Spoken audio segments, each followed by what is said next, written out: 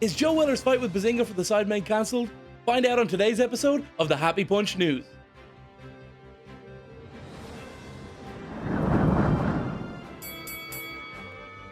Good afternoon and welcome to the Happy Punch News. I am your host, Donna Corby, and I have a whole load of stories today. We've got Behzinga versus Joe Weller. Is the contract going to be signed? Leon Wills, Vidal Riley, and KSI's biggest fans going back and forth after that Christmas Day video, and so much more. But first off, I have to ask, what's going on with Conor McGregor? Is anyone else curious about this? I've been watching this very closely. Dana White has said he's going to meet with Conor because Conor was pissed off. We saw it in the last video, his interview with Gareth Davies at TalkSport. Conor wants to fight. Last time I spoke to him was in September, right?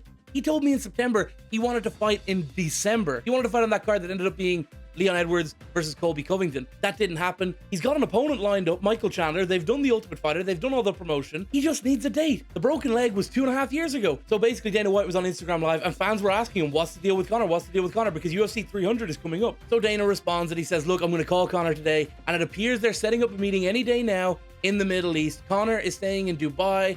Dana is going to Abu Dhabi for some business, and they're going to get together and finally get a deal done, God willing. It's really weird, the situation with Conor, because he's their biggest star. He's a massive pay-per-view draw. I mean, he said in that interview, and he's probably right, he outdraws everyone on the roster put together pretty much. So it's weird that they're not like bending over backwards to get him back into the octagon. Now also, is he going to fight Michael Chandler? When I talked to him in September, I asked him straight up, is Chandler still the opponent? And he said, it has to be. Chandler has been sitting out for over a year waiting on this fight because he was told he was getting it. He did the Ultimate Fighter because now he's got interest in fighting Manny Pacquiao in the boxing ring, so maybe he goes over to that. When he was in Saudi Arabia, he appeared to be talking to Turki Al Sheikh about fighting Manny Pacquiao. That was where the famous Ronaldo video came from. He was talking about Pacquiao. He was so animated with Ronaldo because of Pacquiao. You know what? I love that video so much. I'm going to play it again. I love Manny. Tell Manny to go set the ball.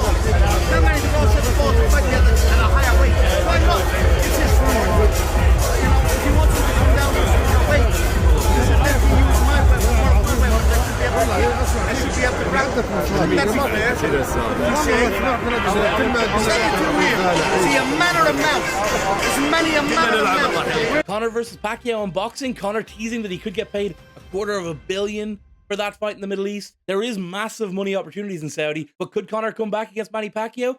Will he come back against Michael Chandler? Is there another opponent, a Nate Diaz, Dustin Poirier? What do you think Conor McGregor should be doing? Because he has to fight in 2024. And speaking of all that, Ryan Garcia versus Devin Haney. It looks like it's happening. Ryan was going for a fight with Rolly Romero, but it appears that's not going to happen, and he's going to jump the queue straight to the WBC title and face Devin Haney. Now, this is a super fascinating fight because Haney and Garcia have fought 6 times as amateurs. They're 3-3, and even though obviously Haney has had the better professional career thus far, who knows how this fight's gonna go. Garcia just lost to Tank Davis earlier this year, but he's back now. He beat Oscar Duarte. He stopped him in his last fight earlier this month. Luckily, they're both his own fighters. Haney has his great relationship with Matchroom. Garcia, he's with Golden Boy. I don't know about a great relationship with Golden Boy, but he's with him.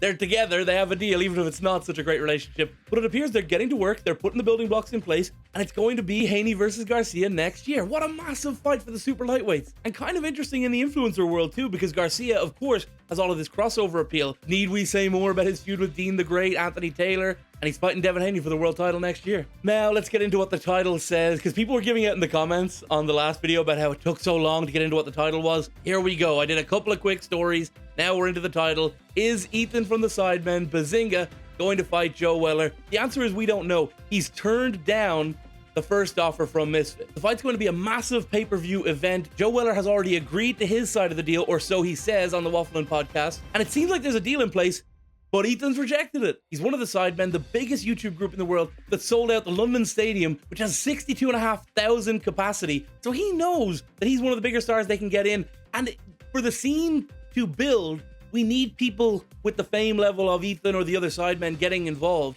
He laid out his case pretty clearly on his podcast Growing Pains with his girlfriend Faith. Let's take a look at what he had to say. He got his offer. I know what it was. Yeah. He has said you both accepted the same offer. Yeah, which is odd because I haven't. No, Bro's accepted no offers. Which, yeah, I know. And I don't know whether it's a pressure tactic. Probably. Or it's he's being fed information from his management or whatever. It's not going to work on me, the pressure tactic. I have composure. Yeah. I know my worth. At the end of the day, if they want a fight... If they want the big pay-per-view event that isn't JJ, yeah, I'm not. I know my worth. Yeah. I know my worth. I'm not going to be a fool about it. I like the showmanship and the. That's what I'm saying. I think next to having JJ, the you'd fun. probably be the next best showman. I would have a laugh with it. I would really enjoy it. Yeah, this is the thing, right? He may have agreed to his offer, but again, I know my worth. Yeah. And Cough it up, son. They got the money. it's got to go. It's got to go. It's got that. Well, again, in the boxing industry, deals are cut in loads of different ways. You can either get like a minimum guarantee, you can get pay-per-view points, which is like a cut of the pay-per-view, but that's after the promotion and the broadcaster take their cut. So realistically, And when the money's not right, there's no point. If it was right, if it's I right, think- I'm there, bro. that's what I'm saying. If it's right, I think everyone would kind of be like, okay, if it's right, I'm there. Yeah. I'm there, bro. I think it would be a right laugh. Again, I've got a positive mental attitude toward it. I think it would be fucking great. But I'm not just going to fucking accept some... Actually, it's going to come across really bad, but it's all relative, isn't it? So, like, yes, the amount of money that has been offered is decent, but it just doesn't touch in relative surface, terms... I'm eating from the side, man. No, I don't know if all that stuff about being the best showman and all that is true. I mean, there's Harry's the best showman, right? He's definitely one of the guys who engages with the mainstream a lot. I mean, everybody saw the documentary How to Beat Behzinga. He's a big deal, and he's got a great story. He can be a pay-per-view star. They look like they have a date in April, but Misfits have got to cough up the dough. My own boss, Keemstar, was on about this. It's hard to gauge exactly what a fighter's worth is because Ethan will know what he brings to the table, but if they overpay him a little bit, they'll end up losing money on the deal, and they need a pay-per-view star that's going to outlive KSI in the sport because honestly, how long can JJ keep doing it? He's got a million other things to focus on. He can't be giving up years of his career. What if he goes and rematches Tommy and wins, and then goes and fights Jake and wins? Then what do you do with KSI? His boxing career is over. So Misfits need to make a deal that makes sense for them, but also makes sense for him. And as of right now, there's no fight. There's no contract. Weller's agreed to his side. Ethan hasn't agreed to his. So the fight, as of this moment, isn't happening. It's off. And speaking of the sidemen, he's not the only one who's getting called out. KSI called out by Slim yet again.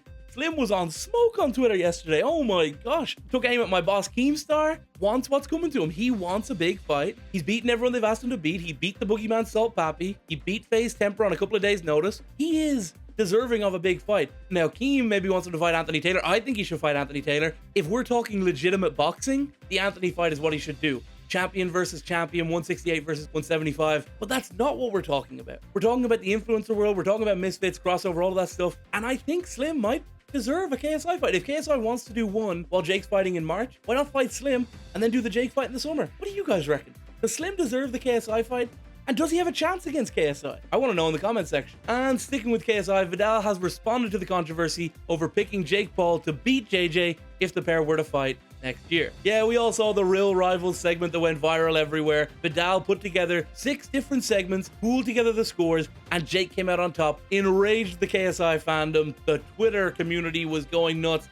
The normally super sane Twitter community that never overreact to anything, believe it or not, they overreacted to this one. Leon Wills, formerly KSI's strength and conditioning coach, Vidal, formerly KSI's head coach. Obviously, they're both super close friends with JJ still. They're like brothers. I think Mams Taylor even said that, KSI's manager currently. But Leon, bro, he spent a good chunk of his Stevens Day, the day after Christmas, talking to the fan on Twitter. Why are you so pressed by what the fan is saying? If you're allowing yourself on Stevens Day, the day after Christmas, to get so wound up that you need to go over to your mate's house and make a video about it by the fan, I think it's your priorities that need to be settled. Maybe the fan is a bit nuts. Definitely the fan is a bit nuts. Prime, my guy. He definitely goes a bit too far with KSI. Does anyone else think it's a little much? Be constantly going at him. Now, look, obviously I'm defensive because all of the insults he gave to the fan easily apply to me too. But come on, bro. In the spirit of Christmas, leave the poor fella alone and let's all have fun being KSI fanboys. Hey guys, I just wanted to make an apology to Vidal and Leon for my tweets the other day. I've now deleted the tweets. Yeah, I shouldn't have tweeted those things. You know, I said some things that were wrong, you know, and yeah, for that I can only apologize. Yeah, so I do apologize to Vidal and Leon. That's all we have time for on today's episode. I will be back super shortly. Will I have another one before New Year's? If I don't, then let's have a great 2024. If I do, then I'll see you all very soon in the next couple of days.